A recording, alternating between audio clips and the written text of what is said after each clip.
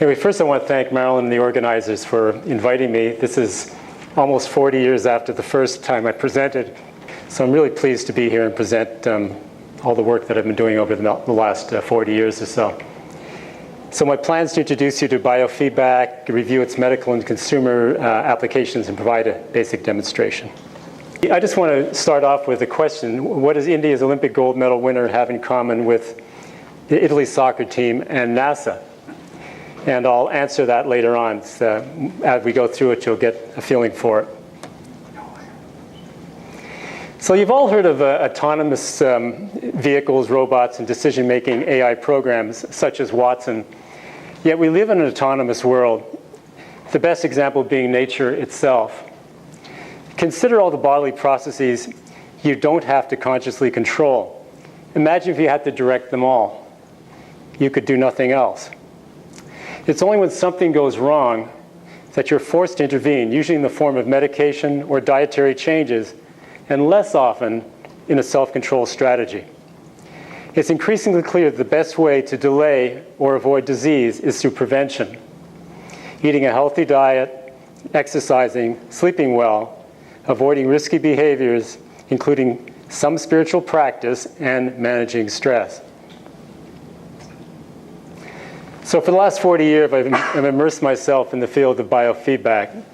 And it basically monitors any physiological signal in the body and feeds it back to you in an enhanced form, either through auditory, vibratory, or visual feedback. And the peripheral feedback, which we have, we're monitoring heart rate and skin conduction, other sensors, which I'll talk about, is called the normal biofeedback. And the specialty of that is called neurofeedback, or EEG biofeedback, where we monitor from the scalp. So how does it work? We're always producing signals in the body. But if you have a goal to change something in the body, say it's to decrease your heart rate or decrease your blood pressure or decrease symptoms of ADD or strengthen your bladder so that you can control incontinence, having enhanced information about small changes in the signal is really what's important. So what we do is we monitor those signals, the specific signal that we're interested in, amplify it and present it in a way that the person can get information on it and learn to control it. So it's very important that you know what you're monitoring. You're not going to go from the brain to control the bladder. See, in this case, for example, you've got somebody's giving a motor control command to the muscle. The muscle tenses. We see that it tenses. How much did it tense? We say, oh, when I do that, it tenses this much. If I do this, it'll change. And so this is a simple example of biofeedback. But suppose you are using, for example, you're playing tennis. You hit the ball over here, and if all you could see was the ball is going, you've got feedback. It's going there, and it's going there, and eventually it goes there is where you want it to go. And that's not physiological feedback, but it's just feedback. And that's what you're learning to do with biofeedback in general.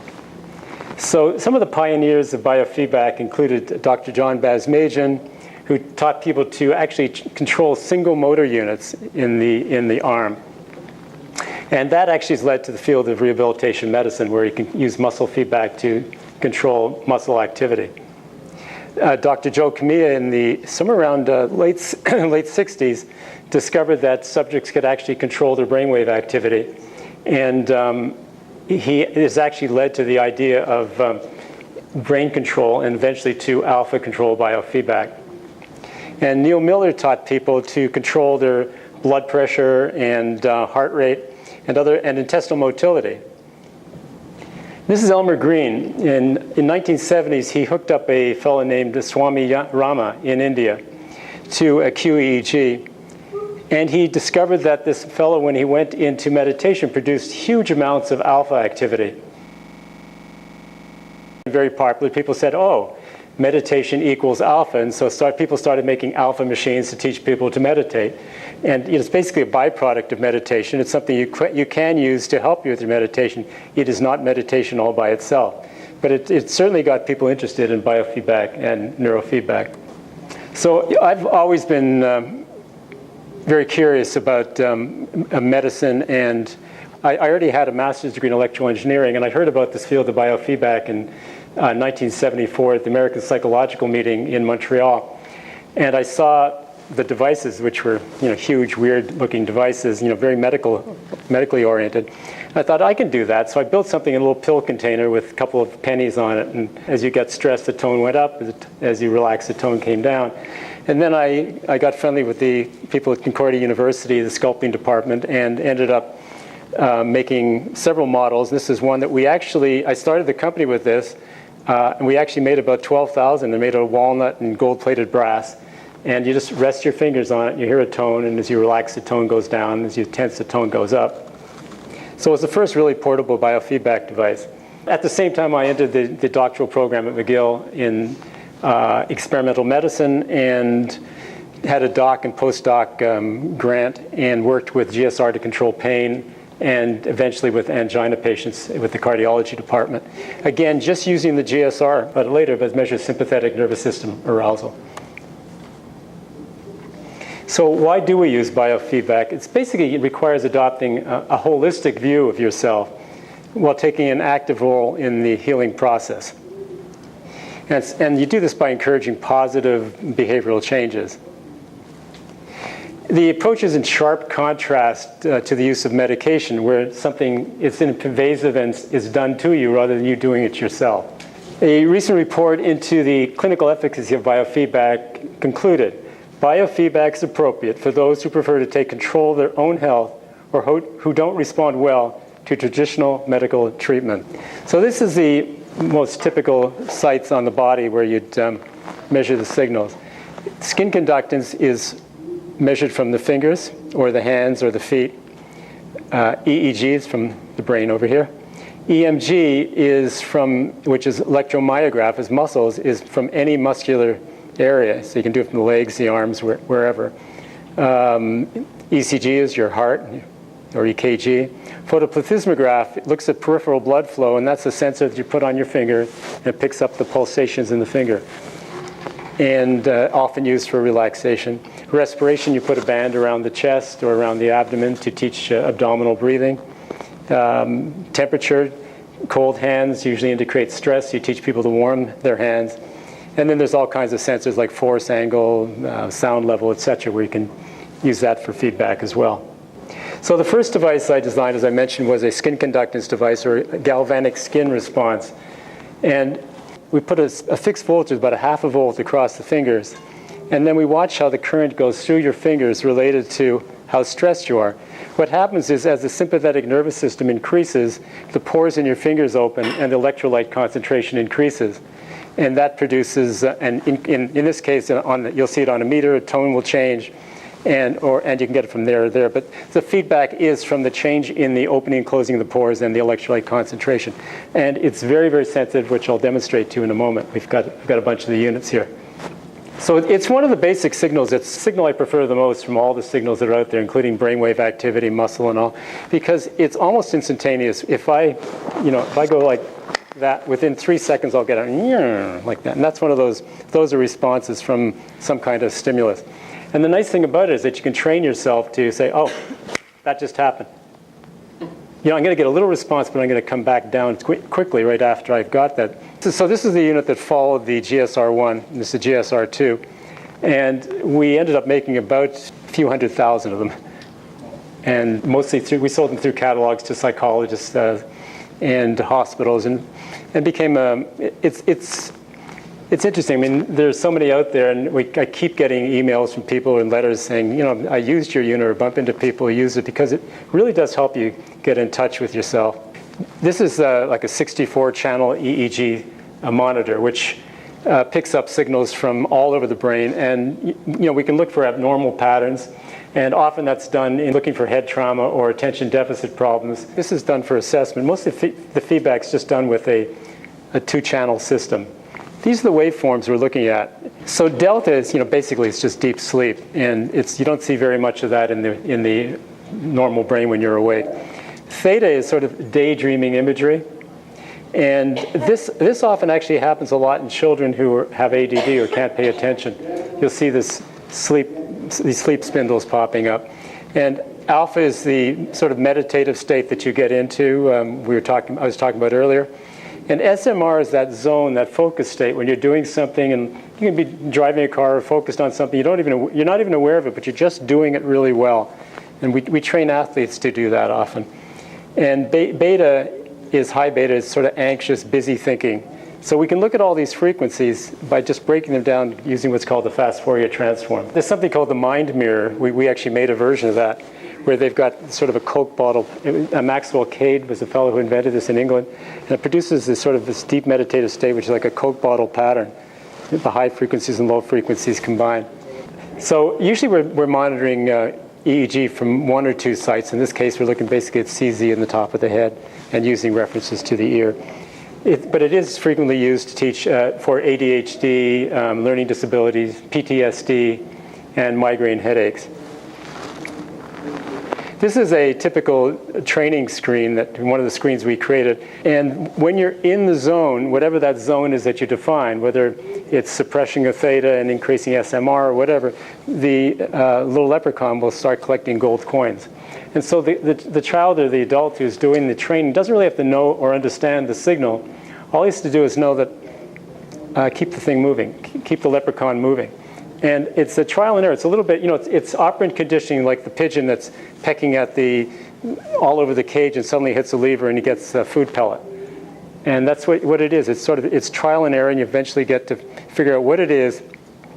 Sometimes we can give hints. Sometimes it helps to get into a slow, deep respiration pattern, to feel yourself very relaxed, to meditate a little bit, depending on what. Again, if we're looking at SMR, you want to be awake, alert, and not in a sleepy state.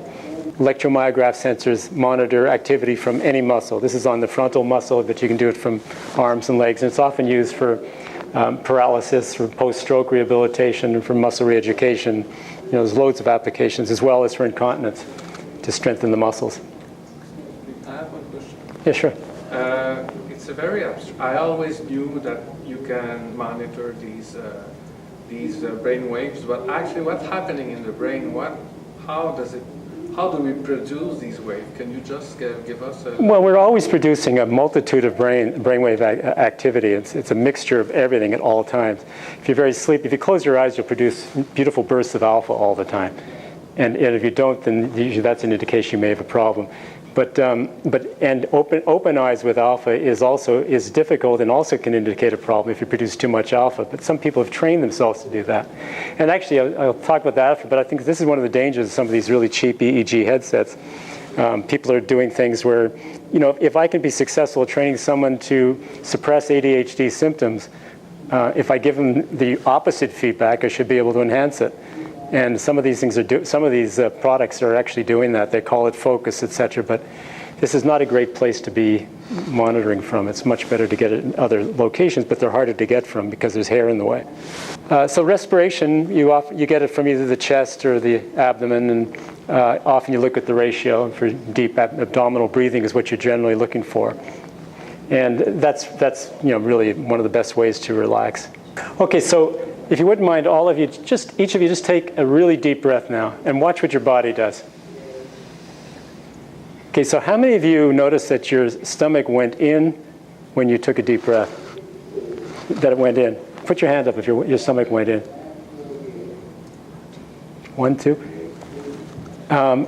Ideally, your stomach should go out as you breathe in because your diaphragm is dropping. So as you breathe in, and then you breathe out. And so we can train you through using the 2 bands, but generally just 1 band on the abdomen is enough to teach you to get deep rhythmic breathing. And it also turns out there's something called respiratory sinus arrhythmia, which is if you breathe at about a resonant frequency, about somewhere around 6 breaths per minute, your heart rate will follow as you breathe in and go down as you breathe out. And someone who's in really good condition will produce a huge change. We worked with Montreal Canadians. We had 45 beats every time you just breathed in and went out.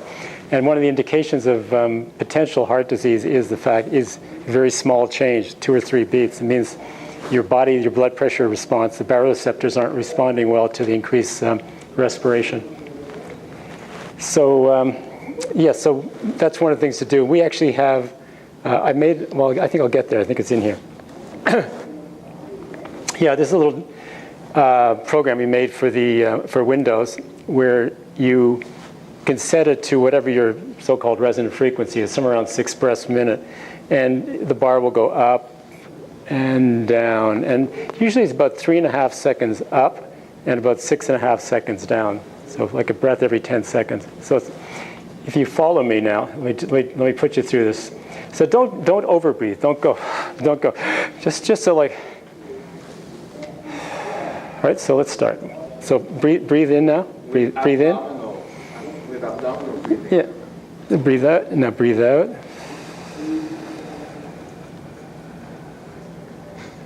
And in. So we've got a program that you put on the finger sensor and the respiration band, and then you breathe. It takes you from 12 breaths or so down to 11 to 10 to 9 to 8, 7, 6, 5, 4. And then you can see in the playback which one got the greatest synchrony between the two. And for some people it's 5.5, some 6.5, 7 or so. It's about the range. Yeah. And so you can just pick the one that actually works the best for you, but it seems to be in that range. So this is a device that I had made for me just recently, about a year ago. And it cycles just the way you saw that, but it's a beautiful blue light. It just goes from off to brighter, and then I don't know if I've got it. No, that's it. And then it comes back off, and you just leave it on a table or in the conference room or next to your computer. And every once in a while, you just look over and you go, oh. So I've got them all over the place, and you can get them again at the Biofeedback Foundation. You know, they're $25 or so. So this is what I was talking about when I said picking up heart rate. You can get it from the chest, you can get it from the wrist with EKG, or you can pick up what's called photoplethysmograph, and it's just basically a light reflecting off the capillaries in your fingers and then bouncing back onto a photocell, and it produces a waveform that's a pulse. And that's an EKG waveform, which is actually the sensory, censoring it from the chest or the wrist. It's more accurate, but this actually is quite good. It's good enough for most of the feedback and easier to use. So here's what I was talking about with the RSA. So you can see breathing in, this is the breathing, and this is your heart rate. Clunk, clunk, clunk, clunk, and this is the rate of your heart. So you can see how beautifully it tracks it when you get to that proper rhythm.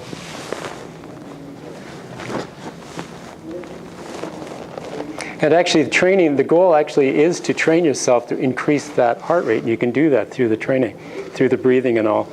And that seems to be physiologically important.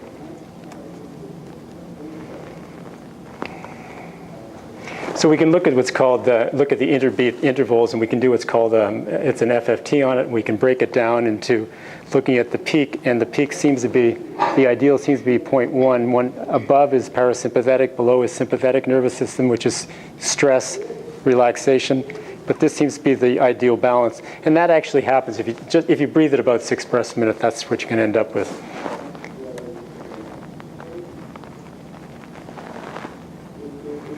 So basically, we're just the ideal thing with that is to use it for anxiety, stress, for asthma, hypertension, and pain. It's to, as you all know, breathing is so critical to everything we do. Since it's efficient for pain and all the mentioned aspects, I suspect that it would be good for the immune system as well. Well, I would assume so. I mean, there is less level of stress. Then better response to immunity. Yeah, one of the fellows who was very involved in the biofeedback movement wrote a book called Psychoimmunology, and it was all about that, how you use biofeedback and other techniques to affect the immune system. And he actually monitored a lot of the markers, physiological markers. So temperature biofeedback, as I mentioned, cold, clammy hands, or the coldness is from lack of blood flow to the fingers. And when you get nervous, the blood vessels constrict and blood doesn't go to your fingers. And it's part of that adaptive response, the fight or flight response, which, when you're faced with a challenge or a threat, you your hands get sweaty because you had to grab things to escape, like the monkeys do, and your hands get cold and your feet get cold because you want the blood in your core and to your brain. Glucose goes to your brain as well. So the coldness we can measure. And when we're doing stress management, if you put a sensor on the finger, you can actually see a change in the temperature from. It's a nice sort of a smooth, gradual change compared to the skin conductance, which shows you the phasic episodic changes. And so you're often aiming to get to about 97 degrees, really quite warm hands.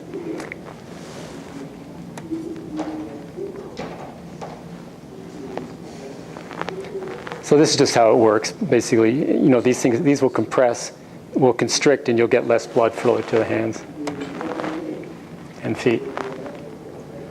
So, typically a user would watch the display and see that green line. That's the hands warming up. It says 90 degrees, 90.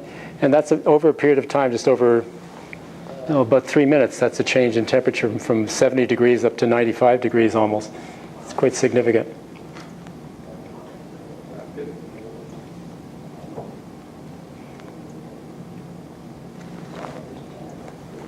Yeah, so it's very useful, for things like migraine headaches is one of the things I was doing when I was at the Allen Memorial Institute. We were working with migraine patients, and we were training them to warm their hands, which seemed to have a profound effect on the migraines, on decreasing migraine frequency. And for Raynaud's disease, which is very cold hands, especially with when you're outside or whatever, your hands get actually blue. And you can train people to warm their hands doing that, and for edema as well. And of course for hypertension, because hypertension is basically constricted blood vessels, which is making the heart work much harder to get the blood to the periphery and to all the arteries and capillaries.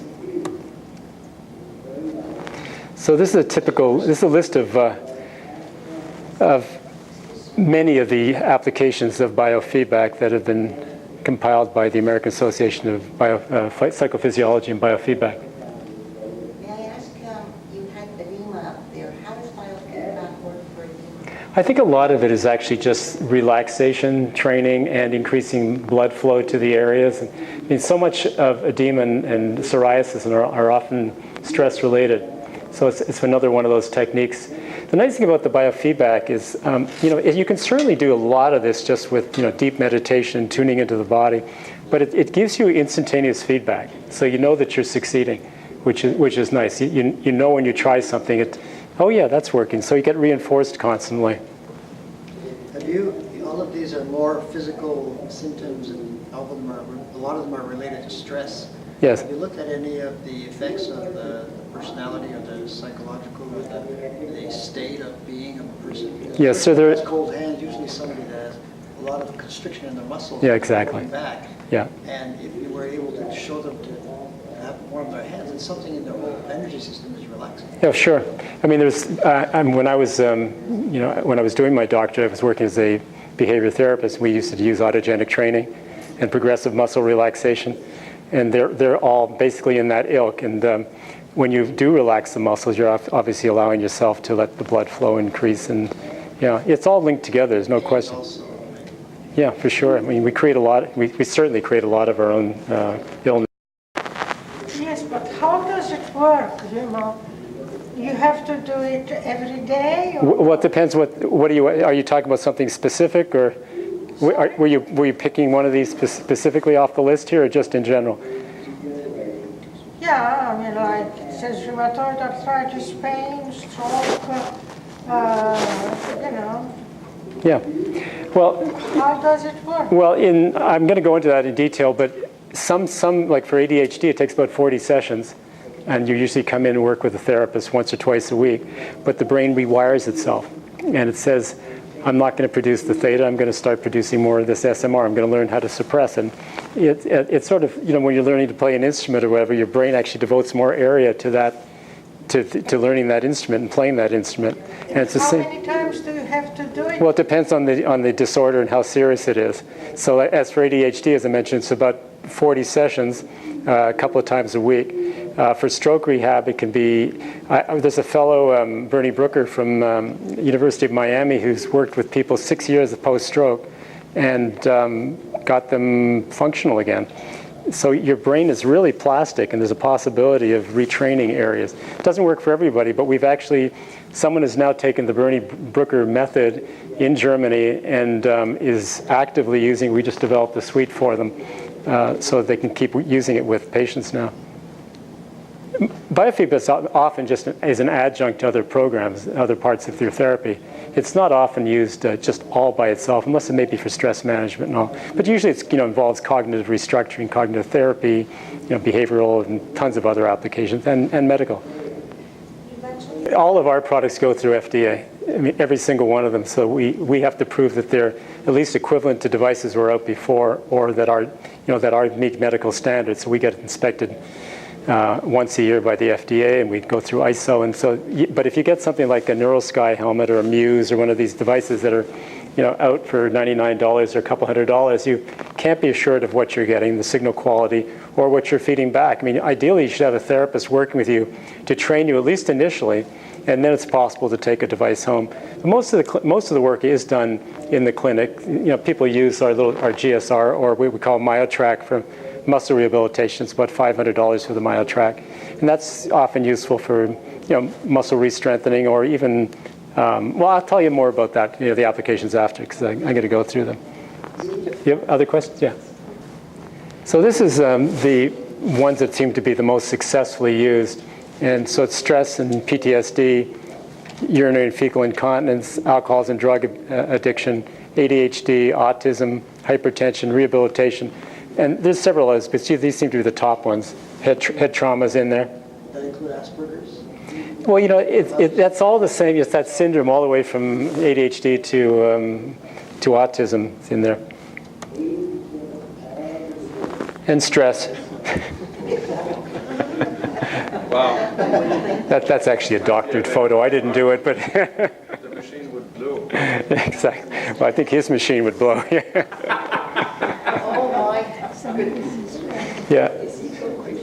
It's interesting. We worked actually with Hans Selye back in, the father of stress, to define stress, back in 75, 76. He actually endorsed the little GSR. And he said this: every stress leaves an indelible scar, and the organism pays for its survival after a stressful event by becoming a little older.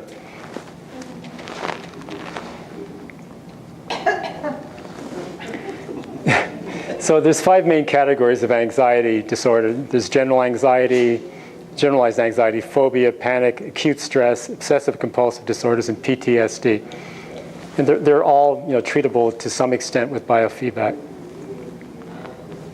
So how many of you would you say experienced excessive stress in the last few months? 1, 2, 3, 4, 5, 6, 7. Everybody has, well, good percentage of the people, yeah. See, the chance of having a lifetime, the lifetime prevalence of stress is about 9%, and it's higher in women. It's usually a 2-to-1 ratio. And fortunately, there's safe alternatives to using drugs, and this is one of them. So, how many of you know about the performance arousal curve? If you're much too relaxed, it's a inverted U-shaped curve. If you're very, very relaxed, you're not going to get much done. You can hardly get off the bed. If you're overly stressed, you can't think clearly. You're exhausted. Your body's just like this. You can't function. It's that ideal spot at the top of the curve where you need enough stress to function. So you don't want to. And it's interesting. I remember seeing some people who were doing transcendental meditation, and I said something, I went like this to them, and they went, like nothing happened. They just had learned to flatten completely. And it's interesting because that's not the way it should. I mean, a car honks its horn, and you get a response. You'll see the GSR go up. The car honks its horn again, and again, and again. You stay up there. But if you learn, the idea really is to learn to respond, to be alive in the world, but also to bring yourself back down again quickly. And that you can learn, and that really can learn. But the problem often with meditation is that people think that's the way it should be all the time. Like that 6 breaths minutes, you wouldn't want to breathe like that all day long. You get nothing done. But it's very good to do it a couple of times a day.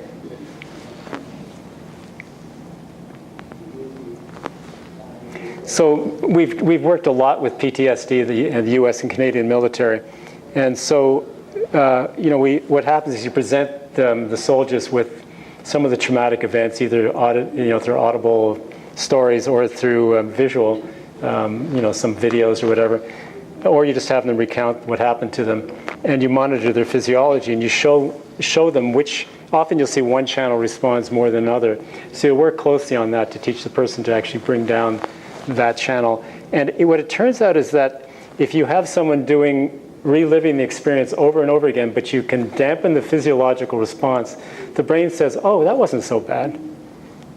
And they're actually using Int'l, propranolol, in some studies, which is a beta blocker to keep you from getting that response. And that it seemed to help in some people. But the idea is to decouple the memory with saying, oh, it wasn't quite as bad as that. And it takes training, but at some point it really does. It certainly helps. That's the example of skin conductance training on that.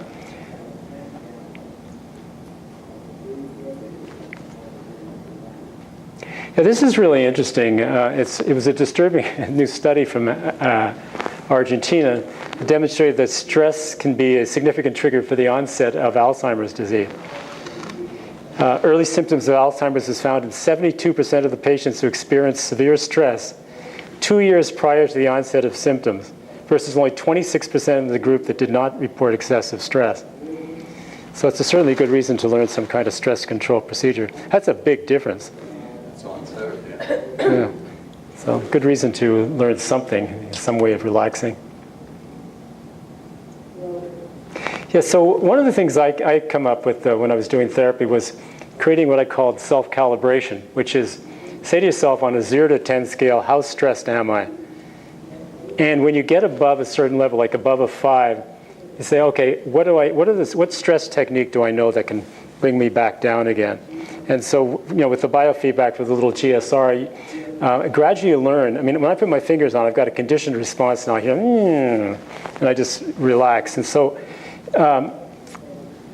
if you ask yourself during the day, where am I now? If you get above a 5, you take a break, walk, do whatever it is that's required to get you to come down to a 3 or 4. But if you get up to a 6 and a 7, it gets really hard to relax. And that's when you feel it's once you get too stressed or too aroused, it's really hard to bring your stress level down. That's why I think it's important to constantly ask yourself, if you have to, just get out of there, get out of a room, go take a break, go into the bathroom, do anything to get out of the situation. Has there been studies to verify how much time or how much effort it has to be, or consciousness that has to be placed? Let's say you say on this scale of 1 to 10, once you've passed a trigger zone, let's say, and you're at the 6 or at the 7 or at the 8 or at the 9, how much more time it takes? Is it exponential to bring it back to a normal? I don't have a specific answer to that. For me, it's always been just a personal thing that people do. You personally rate yourself, but if you know yourself that once you're really stressed, that it really is a lot more difficult once you're up at that 8 or 9 to get your heart rate down, to get yourself calm. It clearly is somewhat. I don't think it's linear. I think there's definitely. I think it's harder. The higher you get, it becomes somewhat exponential. Well, there's Selye talked about eustress and distress, EU stress, and if you're really excited about something wonderful, birthday, you're super excited. It's a positive stress, but if you're doing that for all the time, it's still going to be a stress on the organism. For example, someone who runs in a triathlon, you're really pushing the body. And some of these people go for these several day meets where they're running across mountains and everything else, it really burns the body out hard. They're enjoying it, but it's taking its toll. So physically, stress is stress regardless. It is, yeah. Yeah. But your perception of it and the way you feel about it is changes. What if you use exercise as a way of decreasing stress? Yeah, but you're only talking about 30 minutes of exercise, or not whole day or whatever it is. Yeah, you're not pushing the organism past its natural point. Yeah, so one of the theories of developing hypertension is that so you get the car honks its horn, somebody says something to you, you go into vasoconstriction, sympathetic arousal goes up, you sit there, up, you sit there, you try to come down, something else hits you. So all day long you're under a situation where you're constricting your blood vessels, and now your heart has to pump harder, your heart enlarges, you end up with hypertension. And then it's that sort of simplistic way of explaining it, but that's one of the dangers of not being able to manage stress and filter stress in some way. I had a client who was afraid of elevators. And so in the lab, I taught her using the GSR to bring the tone down and relax, and as we described, getting on an elevator or walking towards an elevator. Then gradually put the device in her hand and had her walk towards the elevator. As the tone rose, stop, bring it down. And it took several weeks, but then finally get on the elevator, go up and down without the tone rising. So that's the idea of keeping it, 3 or 4 or 5 before you get up to the 7 or 8. And once you get into that, you get into a sort of a panic attack, and that's really difficult to reverse. Often we do what's called the stress assessment. So we're looking at all those different measures over there on a graph, and you look at the ones that change the most. And you say, okay, we should work on this. You have a tendency to tense your forehead too much. You stop breathing. I noticed when I was training with Pavlov, Ray Pavlov, the grandson of Pavlov, was in Montreal. I had a company called Alter ABC, and we got friends. And he says, Hal, you have to train. So every Wednesday I went there for almost a year, and we trained on this, and it was really interesting because first he started off with just EEG. He had somebody else's equipment, so then I gave him one of ours, and we monitored skin conductance, temperature, EMG, respiration, heart rate, and the brainwave activity. And so I was trying to start off with alpha, where I'm training to go into a deep meditative, relaxed state. And so we do that. I usually fell asleep. He said, okay, sleep for 20 minutes. He could see sleep spindles. And then I'd come out of that and train for another 10, 15 minutes. And then we do SMR training, which is that focus state training. And I was doing okay. And then we looked at my temperature was going down. My skin conductance was going up. I was breathing at 14 breaths a minute. You could see all that. So then I put the breathing on the bottom and started breathing at about 6 breaths a minute. And I was succeeding about at the same rate, but it wasn't that stressful. So even though you're teaching people to get into that zone, the SMR state, which is ideal for ADHD, but they can be burning themselves up in another way unless you look at the peripherals. So I think it's important that you mix things like that. This is actually, his friend is at my country place right now. He just wrote a book called The Path, and it's really, really excellent. It's 40 years of work with Gestalt therapy and cognitive restructuring, and it's a practical book on how to get back on your path and to develop resiliency. It's on Amazon now, and my girlfriend's reading it and loves it. Right, she's going through it step by step. So there's about 15 million North Americans who have incontinence, and there are 3 different types: urge incontinence, stress incontinence, and mixed. The stress is when you cough, laugh, or sneeze, and you have to learn to tense the muscles. Otherwise, especially after childbirth, you'll pee in your pants. And there's also, there's also fecal incontinence, which often happens when there's been some damage or as you age. And so we can actually monitor the muscle activity either through a vaginal rectal sensor or through muscle sensors on either side of the anus and pick up the activity. So what we're doing is we're just training people to strengthen the muscles, just like Kegels, that when you do Kegel exercises, it's strengthening the muscles. But the important thing is to relax the abdominals. Because you think about the bladder as a balloon, if you tense the abdominals muscles at the same time, it's like squeezing the balloon and squeezing the exit of the air. So you want to learn to tighten this, but to relax the muscles around the diaphragm. So you use a combination of 2 sensors to do that until you know what you're doing, and then you can use a home trainer with just 1 sensor. So it takes about 11 sessions or so on average. And this is an example of a session where you tense and you try to get above the threshold level, and then drop and wait 5 seconds and do it again, and wait 5 seconds and do it again. So, and you'll get, it says work, then rest, work, then rest. And it's really, really effective. It's amazing how quick it can be. I had a friend's mother was 92 years old, and she said, can you lend me one of these devices? And within 2 weeks, she was continent. She had just learned to, one of the tricks is learning which muscles to tense when you're going to laugh or cough or sneeze or whatever, and it really helps. It's also really useful for pre and post prostate surgery and pre and post childbirth, obviously. But these studies show that males will regain they'll become less incontinent, let's say, after they've had prostate surgery, if they've practiced before and after.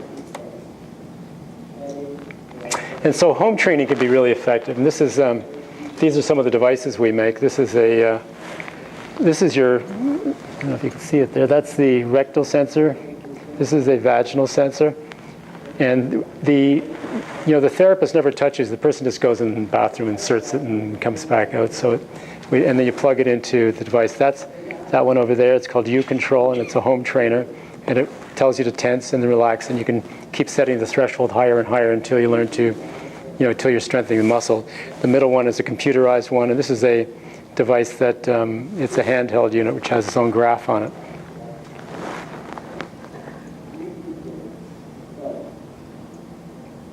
And we know that alcohol and drug abuse in Canada and worldwide is a huge problem, and approximately 4% of Canadians are alcoholics.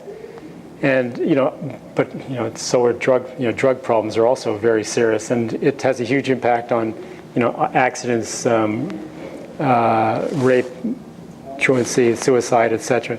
It costs about $40 billion a year, the cost of alcoholism. And it has a big effect on family stress as well. Well, neurofeedback and biofeedback has been used for years to help addicts control abnormal brainwave activity. And the most popular technique to teach control over alcoholism and drug abuse is to actually teach people to get into the alpha state. And what people often who are attracted to drugs and alcohol often are trying to avoid emotional states. They get into real emotional states. And so they don't want to go into that alpha state where actually emotions come out, so they spend a lot of time in busy other states or using drugs and alcohol to avoid it, to avoid the painful feelings. And so by training them in alpha, bringing down into the alpha area, it really is, you really need a therapist to work with you because it opens up the floodgates and out comes a lot of emotions. But it really does help. It's often, now they're starting to use some drugs like MDMA and low dose of LSD and something to break that fixed pattern you have. And this is a legal and quite effective way of doing it. So ADHD it's the most common childhood psychological problem. It is diagnosed in approximately 5% of the population, the North American population. And 70% of those people get stimulant medication.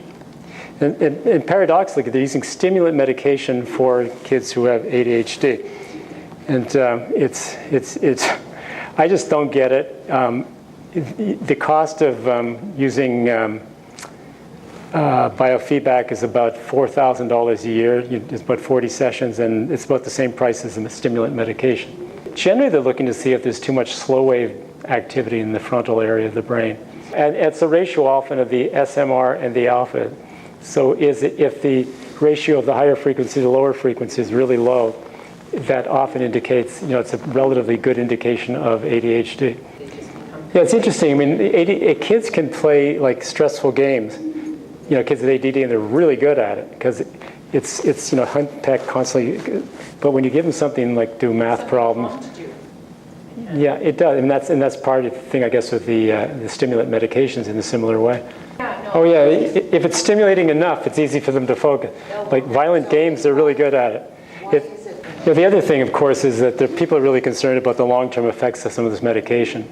They're seeing coronary problems and other problems with it.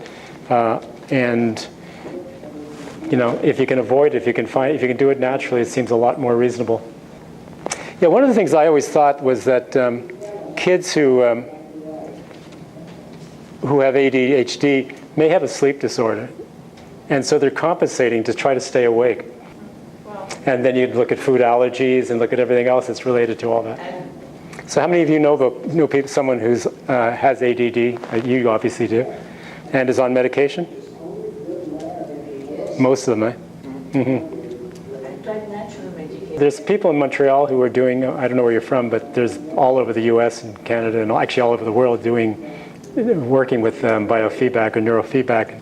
It's definitely worth trying. I mean, just a few sessions and see how it goes. You know we can affect our genes in our own lifetime, and so if the parent was, you can actually pass that on.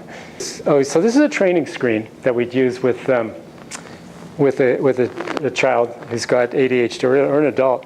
And the green is the SMR, the sensory motor rhythm activity, the higher frequencies. And so you say, make the sailboat move ahead and keep those two behind. That's your theta activity, the slow wave activity. And this is that high beta activity, the ruminating muscle activity that you want to suppress.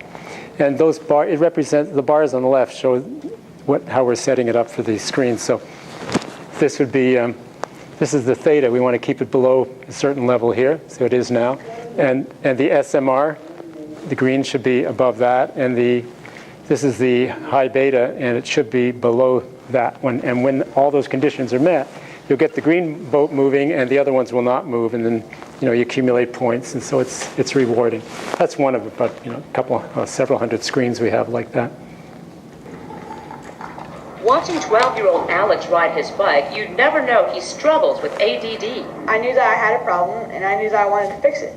Outside of school, Alex was tired all the time.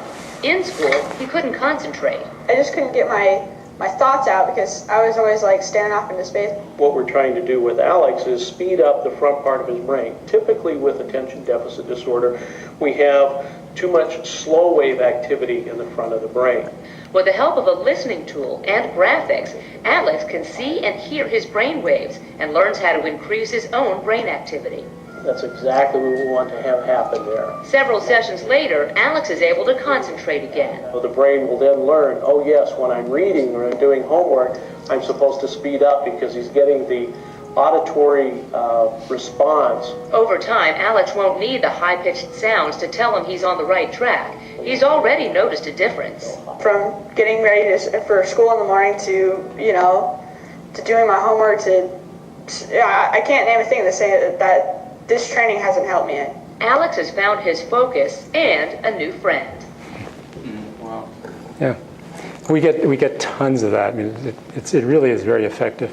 We're talking about the autistic spectrum disorder, which goes all the way from ADHD through Asperger's to autism, and there's been some reasonably good results, and it's basically a similar kind of feedback, working with suppressing that slow theta activity. But it requires it's much more severe and requires more than just biofeedback for sure.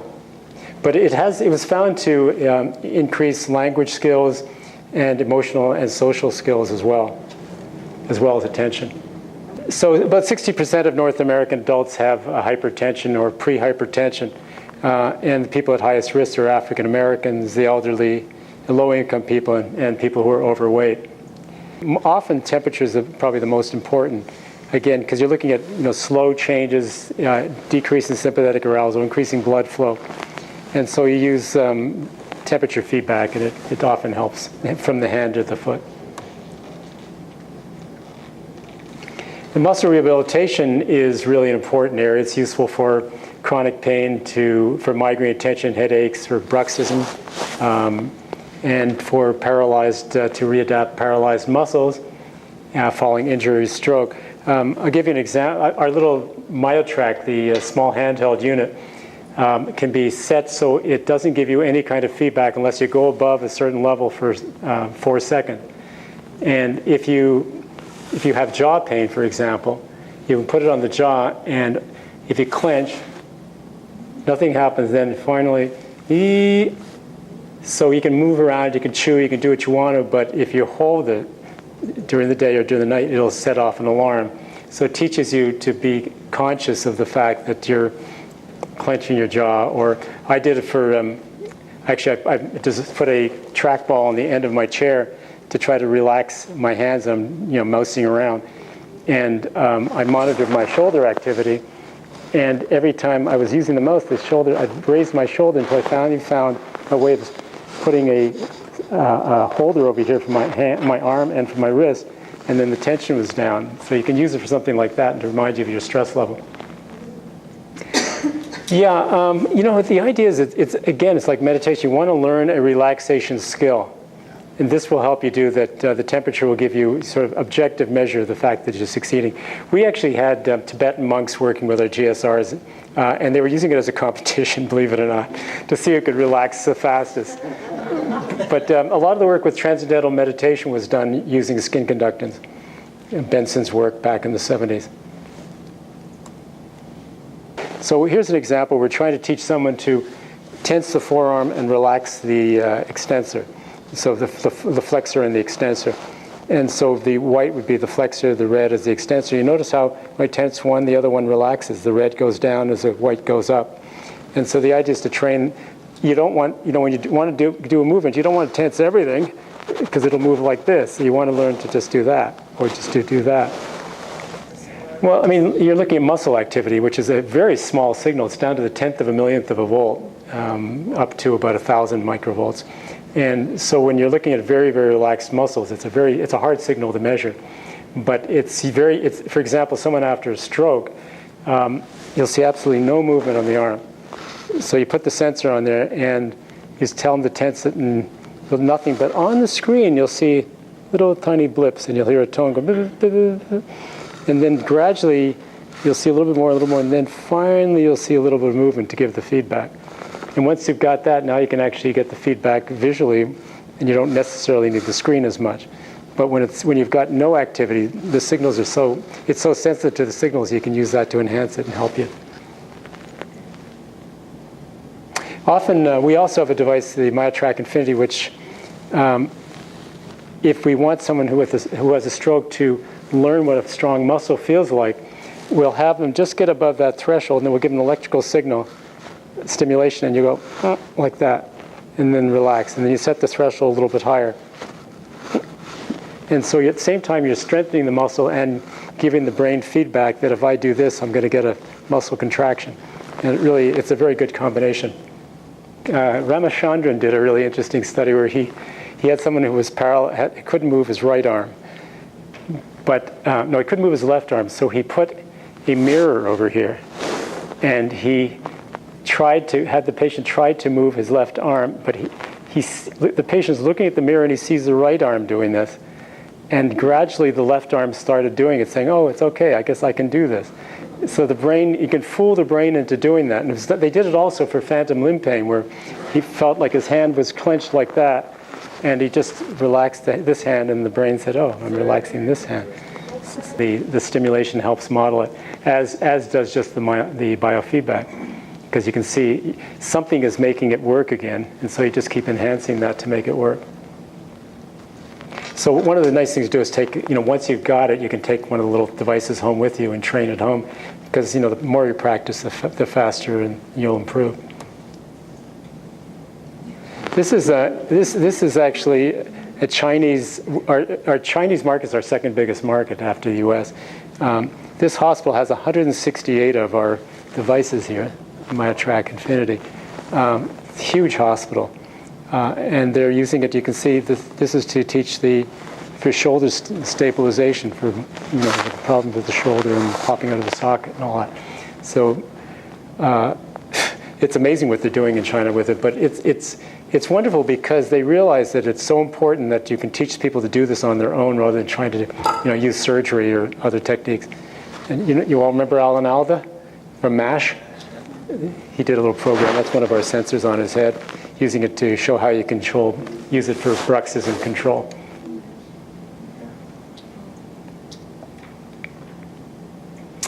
This is an interesting application.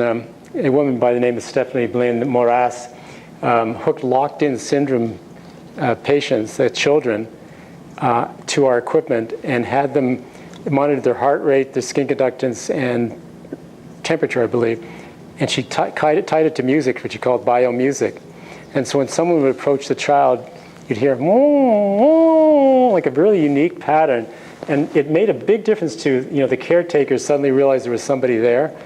And it also was unique. You could tell if you were doing something positive or negative to the child in terms of the responses you were getting. This is a calligraphy therapy. We're using fine motor control. One of our Japanese distributor came up with this idea to teach biofeedback to do calligraphy. And couples therapy is really interesting, is another application. You're monitoring their physiology, each of them, as they talk to each other. And one of the techniques we came up with, which is interesting, you put headphones on them, and so when they're talking to each other, they can hear, but as soon as one of them goes over threshold, they both hear a white noise, like shh. So they can't talk, so they can't continue and talk to each other. They don't need the mother anymore. Right. So there's many different applications. I'm going to quickly go through this because I'm running out of time. We've worked a lot with sports teams over the years. That's Alex Bilodeau, who won gold, and he trained to increase, to go from alpha to SMR really quickly. So when he was flipping in the areas in the alpha state, when he hit the slopes, he'd go back to SMR, and he and Jen Heil won gold by training that, but he did it over and over for months. He trained that way. India's gold medal, the first gold medal winner, trained with our FlexComp system and won gold for target shooting. AC Milan set up what's called the Mind Room, and over a period of several years, they had 11 of these stations set up with all the players, and a psychologist would show them videos of activity, of field play, and give them feedback on their stress responses and get them to be able to get into the zone over and over again as they practice that. This was an article done about that, about AC Milan in the Gazette a while ago. We also worked with the Vancouver Canucks, the Canadian Olympic speed skating team, freestyle skiers, and a ton of other athletes all over the world.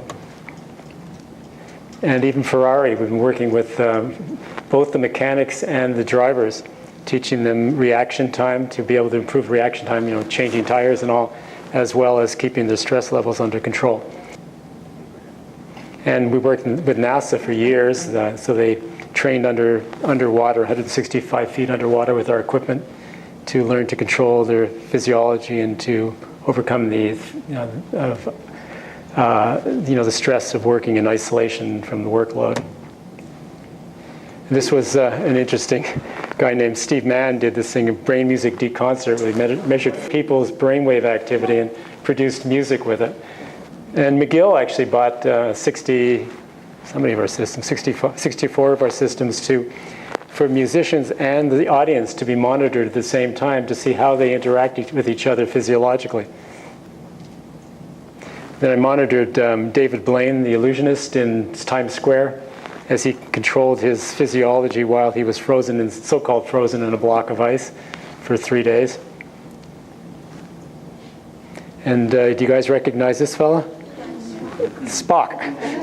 Yeah, he actually endorsed our product. It was a company called Human Engineered Software used our product with the first IBM PC in 1986. But the cool thing about this product was we had a car racing game we called Compris, and the more stressed you got, the slower the car would go. So the only way you could perform was to keep your stress under control, and then the car would speed up and it'd start hitting the wall, and you'd get stressed and it would slow down again. But gradually you could get through there quickly. So it's teaching you performance under stress. This is a refinement for the like the sailboats. It's the same kind of idea. You got to keep the green car ahead if you're in the ideal zone. And virtual reality is being used a lot, and I'm sure you're reading a ton of it now, but for years we've been using it with biofeedback. And we've got situations where you get an airplane, you hear the engines start up, you look out the window, you see a magazine in front of you, and we monitor your physiology and give you feedback on screen or through tones when you're getting really stressed. And if it gets too extreme, we'll stop the simulation. Again, for desensitization, it works really well.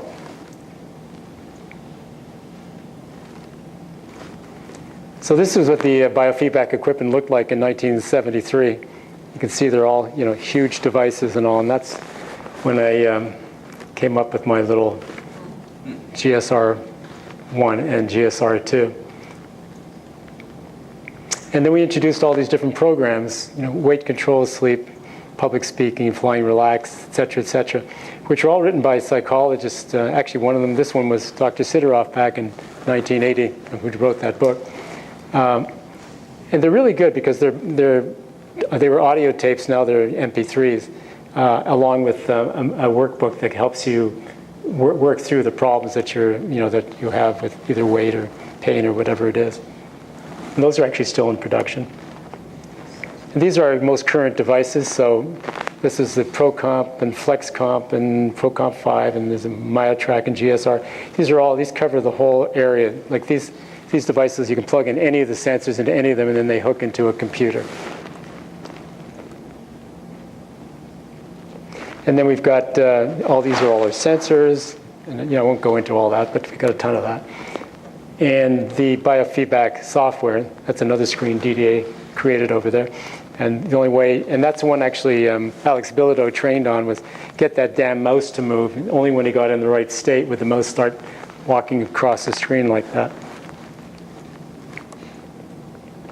This is a cute one that the instruments that only play when you got your SMR up, the theta was down, and the muscle activity is down, then the whole orchestra will play music. So you have to, you want to listen to the whole orchestra, you have to be in the right state. What SMR stands for? Sensory motor rhythm. Oh. Yeah. And this is an example. You can use any DVD and play that as well. And this is the latest thing. We've got a stress suite that we just brought out that teaches you stress control using either temperature and skin conductance or heart rate. Then we've got products for research. I'm just going to go through this quickly. And then there's this whole area of wearable technology. I was mentioning before, this is impinging on our area because most of this is not FDA approved, but they're monitoring. There's now about 250 heart rate devices out there, and the Apple Watch has got a heart rate sensor in it now. And the idea is to make some sense out of this. And the problem is a lot of these devices average your heart rate, so you really can't get what's called heart rate variability out of them, or they're movement sensitive. And then, as I mentioned, the EEG headsets are generally not accurate enough for clinical feedback, but a lot of clinicians are buying them because they're cheap, which is really unfortunate. All these training, the cognitive training programs that you can do on your iPhone or whatever, adding physiology to it makes a huge difference. So you can actually not only just enhance your brain through the exercises, but also look at how your physiology is changing and train that as well. That's some of the examples of the consumer devices out there, and there's our medical one below it. And this is a new product we're just about to bring out. It's called the avwtxE, and it picks up skin conductance, temperature, and heart rate from one finger, and it works with Android devices and uses true heart rate variability to train you. Binaural beats? Oh yeah, we actually have that built into our software.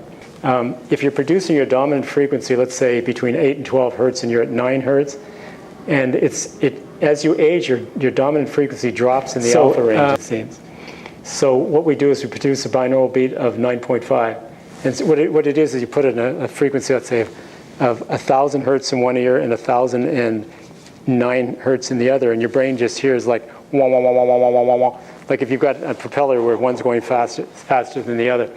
And the idea is to entrain the brain and pull it towards the frequency that you're interested in. Yes, we do have that in there. Yeah, so this thing also has an accelerometer in it, so it helps. Actually, that's one way of avoiding movement artifact when you're looking at heart rate, is to measure the angle. But because of that, I can also measure respiration. You put it on your stomach. So medical grade quality, and these are some of the apps that work with it. We've actually developed a lot of algorithms for stress response to look at what does it mean when you get a change in heart rate, skin conductance, temperature. How do you interpret that? What does this mean to you, and practically, and how can you use that to help you with with your day-to-day life? We have a few minutes, and Dide is going to quickly demonstrate, and one of you could be a guinea pig if you want to get hooked up. So we're going to ask you a really embarrassing question right now. You ready? Okay. Okay. Let's see what we can ask you. Look at the trace on the screen. And see, she laughed and went up again. You notice that? That's your skin conductance. The same same as a GSR device that you have. And so it's much easier to go up, and it takes much longer to come back down again. So you're asking about how do you what kind of feedback are you getting? Well, that's the idea. You say, okay, now if I relax, how am I going to get that tone down? So I ask you, just look me in the eyes for a second, okay? Look at the tray. It's just making eye contact will give you that kind of a physiological response. And you're not usually aware of it. It's just, that happens on a moment-to-moment basis. And that's why I like skin conductance or GSR so much, because it's so responsive. Or if I say I'm going to ask you a really embarrassing question, you set that up. I've never asked the question, but I always get the response. Again, so if I'm going to ask you a really embarrassing question, even though you know I'm not going to ask you that question, look at the response.